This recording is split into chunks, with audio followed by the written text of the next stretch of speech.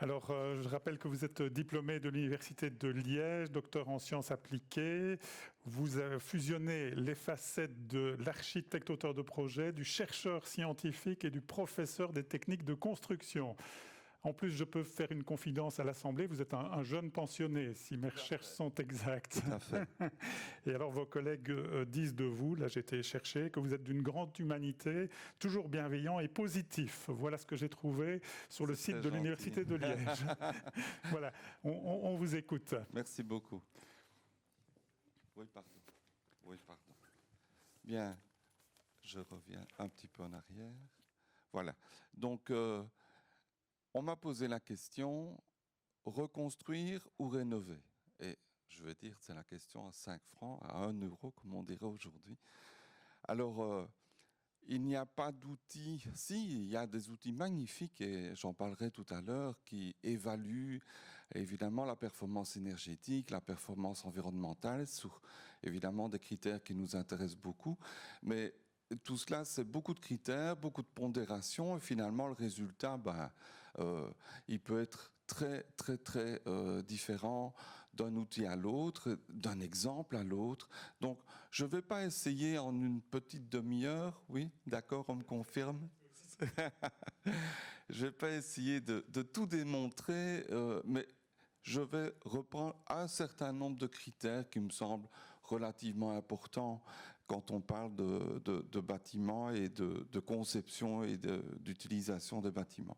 Donc, le programme, l'intégration milieu bâti, les choix de matériaux, le fait de pouvoir ouvrir des baies vitrées, isoler thermiquement l'enveloppe, intégrer des systèmes. On vient de parler de la qualité de l'air intérieur, on a besoin d'un système de ventilation efficace.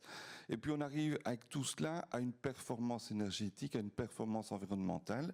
Et puis le bâtiment, il a sa vie, mais le programme pour lequel on l'a construit, on l'a rénové, il a sa vie aussi. Les gens changent, les parents s'en vont, les enfants viennent. Enfin, je veux dire, le programme architectural du bâtiment change, et donc avoir une certaine flexibilité est important pour pouvoir suivre des modifications. Et puis je termine par ce qui fait frissonner tout le monde, c'est le coût. Et voilà, donc je le garde pour la fin, parce que c'est évidemment un petit peu le moteur et le nerf de la guerre, comme on dit. Et j'ai organisé tous ces différents critères suivant, je veux dire, le cycle de vie du bâtiment, où je pars tout au début sur un site vierge quand c'est un nouveau bâtiment, ou bien sur un bâtiment qui existe déjà et qui va être rénové parce que il y a des choses qui changent. Pardon. Ah oui, c'est gentil, ça va. Merci. Et voilà, donc manière de ne pas les mettre n'importe comment. Alors, il y a d'abord une première analyse de départ. Où est-on? Qu'avons-nous devant nous? Quelle est la difficulté du programme que l'on veut adapter, etc. Quels sont les obstacles particuliers? Quelle marge de manœuvre a-t-on d'un bâtiment à l'autre, d'un plan à l'autre? Je vais vous montrer une série de petits exemples. Et c'est vrai que je n'ai pas dit que les diapositives sont... en ce qui concerne les textes français, sont traduits, et pour pouvoir renvoyer suffisamment tôt le fichier avec toutes mes remarques, j'ai après inséré une série d'illustrations où j'ai traduit tout en anglais pour que nos amis allemands nous comprennent également. Et je suis un peu polémique, mais on n'est pas toujours dans des situations comme cela, évidemment. Et ici, c'est Pepinster, le 15 juillet, donc il n'y a pas si longtemps que ça, et on a un résultat pareil à cause des inondations. Eh bien, même dans ce cas-là, on peut se poser la question. Bien sûr, je veux dire, la question qui se pose, c'est la maison qui est en face, d'où je prends la photo sous la toiture. La maison qui est en face, elle n'est pas évidemment dans l'état de ce que vous voyez, mais on se pose la question, est-ce qu'on déconstruit, est-ce qu'on démolit, on reconstruit ou bien on rénove. Donc même dans ces cas-là, on peut vraiment se poser la question. Donc je me situerai plus dans un cas plus normal d'une rénovation d'une maison, par exemple la mienne, qui est à rénover. Je vais pouvoir un petit peu m'en occuper. Donc une maison dans une rue, bon, il y en a beaucoup comme ça, ou bien une maison un peu plus bourgeoise, entre guillemets, au sein d'une ville, ou bien une maison comme on a rénové dans le cadre d'un projet Rénov 2020, qui est en plein centre de Seraing, avec une partie commerciale au rez-de-chaussée et avec des logements à l'étage. Alors, le programme architectural, on comprend évidemment que quand on part d'une page blanche, on a en général plus de liberté que quand on a déjà quelque chose. Et même dans le cas où on a déjà quelque chose, je prends l'exemple d'une autre maison que j'ai occupée un petit peu plus tôt, ici en 1985. C'est une maison un peu comme un bateau, 3,20 mètres de large, 14 mètres, presque 15 mètres de long. Et ce qu'elle avait de particulier, c'est qu'elle était en 3 façades et que cette façade ici domine complètement toute la ville de Verviers. Il y a un paysage absolument magnifique. On verra tout à l'heure la question de création de baies. Alors, où on est contraint, c'est la présence des murs porteurs qui nous impose d'organiser notre programme en tenant compte de ces murs porteurs. J'ai par exemple complètement modifié la circulation verticale. Il y avait 2 escaliers dans une maison qui n'est pas très grande, donc j'en ai mis plus qu'un seul pour distribuer l'ensemble. Et ici, je ne l'ai pas écrit sur le plan, mais j'ai aussi organisé une petite mezzanine ici, de telle façon qu'il y a un peu d'ouverture dans cette maison qui n'est pas très très large et qui reste petite. Donc même en situation de rénovation, on peut réfléchir et on peut adapter un programme, on peut adapter les murs porteurs et faire ce qu'il faut. Pour ce qui concerne l'intégration au milieu bâti, là aussi, je veux dire, on peut imaginer qu'une reconstruction, ça demande bien sûr un exercice particulier, mais ça peut réussir, bien sûr. Mais rénover, puisqu'on est déjà en place, qu'on a déjà les matériaux, on peut comprendre que c'est plus facile de les maintenir et de vivre ainsi. Et je prends un peu un contre-exemple ici d'une autre maison que nous avons rénovée à Seraing dans le cadre du même projet de recherche, où on a, on a la façade existante qui était ceci, et là on a complètement retiré la façade et on l'a remplacée avec un système préfabriqué. Et là, je rejoins un petit peu Monsieur Pelletier tout à l'heure, il peut y avoir place à l'innovation aussi dans des opérations de rénovation. Donc c'est petit exemple aussi, on peut avoir une reconstruction partielle de l'ensemble de la maison qui est ici la façade. Ce qui peut aider, je reviens juste un petit peu en arrière, ce qui peut aider par exemple si on fait toutes les façades d'une rue, parce que là aussi on peut essayer de massifier la rénovation sur des éléments particuliers, pas nécessairement sur chaque maison, mais rénover toutes les façades. On avait, il y a quelques semaines, un colloque à Liège, isoler tous les murs mitoyens qui sont aveugles. Il y en a des centaines, des milliers de mètres carrés. Et ça me semble des opérations qu'on pourrait lancer comme ça. Comme on dit, isoler une toiture, on est sûr et certain que c'est utile. Donc, fiscalement, c'était déductible, etc. Donc, il y avait vraiment une aide tout à fait importante. Ça pourrait se faire aussi sur certains, plutôt que de dire rénover l'ensemble de la maison, pour avoir des programmes pour rénover, je veux dire, des parties plus faciles à rénover de façon massive. Choix des matériaux, on comprend que quand on repart à zéro, on peut choisir un petit peu comme on veut, mais n'oublions quand même pas que le bâtiment est un énorme consommateur de matières premières et que à partir du moment où on rénove, ben justement, on prend l'option de garder un maximum de matériaux qui sont déjà là et d'éviter d'aller en chercher d'autres. Parce que les ressources, on sait bien qu'il y a déjà une certaine tension sur le sable. Pour faire du béton, ben, on ne peut pas utiliser n'importe quel sable. Donc, je prends cet exemple-là, comme on peut en prendre d'autres. Il y a une certaine tension sur les matériaux eux-mêmes. Donc, autant essayer de les réutiliser tant qu'on peut.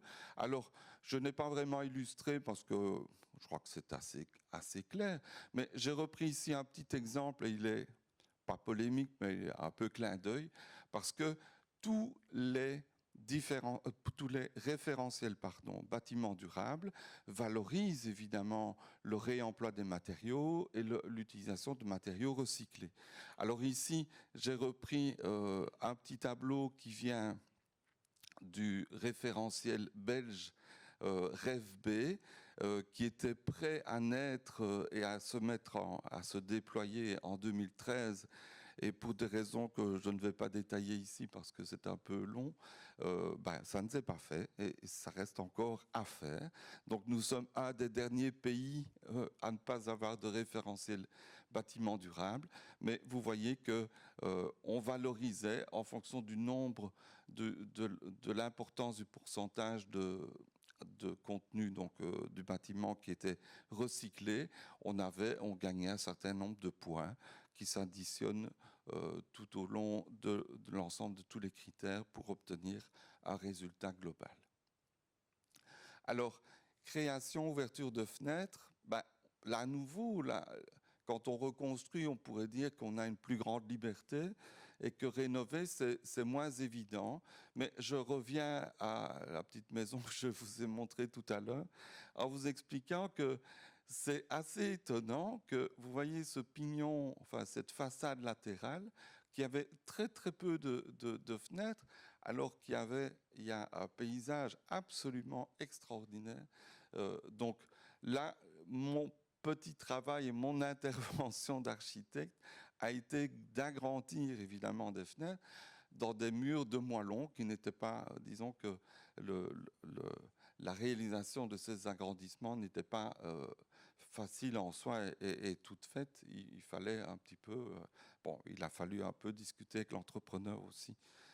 Mais voilà, ça c'est les histoires de tous les projets. Isolation thermique de l'enveloppe, à nouveau, on comprend que quand on repart à zéro, c'est plus facile d'isoler par l'extérieur, d'avoir une isolation thermique qui est tout à fait continue. Donc, je prends ici un croquis qui vient d'un des guides pratiques pour architectes que j'ai eu l'occasion de rédiger, où on peut voir que c'est pas très compliqué. Ceci est un espace chauffé, il y a une isolation thermique qui est continue. Ceci, c'est un balcon qui n'est évidemment pas chauffé. On sait, ce n'est pas très compliqué de le faire. Ici, on a des rupteurs thermiques. Bon, il y a, je vais dire, des solutions techniques qui permettent de réaliser cela. Quand on est en rénovation, et là je reviens à la maison avec le rez-de-chaussée commercial que nous avons rénové à Seraing, eh bien, vous voyez qu'on a pris l'option, je ne rentre pas dans, je ne vais pas expliquer et vous démontrer que c'était la meilleure possible, mais on a pris l'option de mettre une isolation thermique côté intérieur et à certains endroits de la mettre quand même côté extérieur. Donc on a un petit mix comme ça et ça impose évidemment un certain nombre de vérifications pour être sûr que les petits ponts thermiques sont correctement gérés. Alors, il faut intégrer des systèmes. Et là aussi, je dis, quand vous avez une maison qui existe et aller mettre des gros tuyaux de ventilation, ce n'est pas une chose facile. Alors, j'ai pris un petit exemple, et c'est ici à côté, à la station d'autoroute de Spie, où on a intégré un système de ventilation qui est suspendu au plafond. Comme ça, là aussi, il faut être un petit peu inventif. Et je crois qu'il n'y a personne que ça gêne et ça a l'efficacité de renouveler correctement l'air. Alors j'en arrive à la performance énergétique et vous comprenez bien sûr qu'on a la carte beaucoup plus beaucoup plus large des possibilités quand on est en reconstruction et en rénovation. C'est un peu plus difficile, mais ça n'empêche pas qu'on peut arriver à d'excellents résultats. Mais il faut parfois un petit peu réfléchir et résoudre quelques points particuliers. Ici, je reprends à nouveau l'exemple de la maison à Seraing, 3 façades, où on a une poutrelle d'acier qui va traverser une couche d'isolation thermique côté intérieur. Il y a cette gestion de pont thermique qu'il faut un petit peu réfléchir. Voilà. Donc, ça demande un investissement intellectuel un peu particulier. Et j'en arrive à la performance environnementale, où là, évidemment, comme je l'ai dit en commençant, ça va dépendre de votre outil, de la pondération sur différents critères. Les résultats que vous allez obtenir ne sont pas d'office, ce sera meilleur que de reconstruire ou de rénover. Il n'empêche que quand vous rénovez, vous réutilisez une partie importante des matériaux qui sont déjà mis en œuvre. Et là, c'est une économie tout à fait importante qui peut être en général et qui est en général est valorisée par les différents référentiels. J'ai repris ici l'exemple quand nous avons calibré le référentiel belge en 2013. On a pris un certain nombre de projets de bâtiments sur lesquels on a fait toute une série de simulations pour vérifier que le référentiel était utilisable. Et je cite ici le bâtiment qui est aussi tout près d'ici, donc le bâtiment Regain qui faisait partie d'un programme européen. Et il s'agit d'un nouveau bâtiment. Et vous voyez, nouveau bâtiment qui, je veux dire, quand vous l'évaluez avec le référentiel belge, obtient une cote de 63%, 63% par rapport à une situation idéale qui pousse évidemment les performances très très loin. Et nous avions un bâtiment tout près de Namur qui était le meilleur de tous ceux qui étaient utilisés par les bureaux de recherche et les bureaux d'études en Belgique pour calibrer le...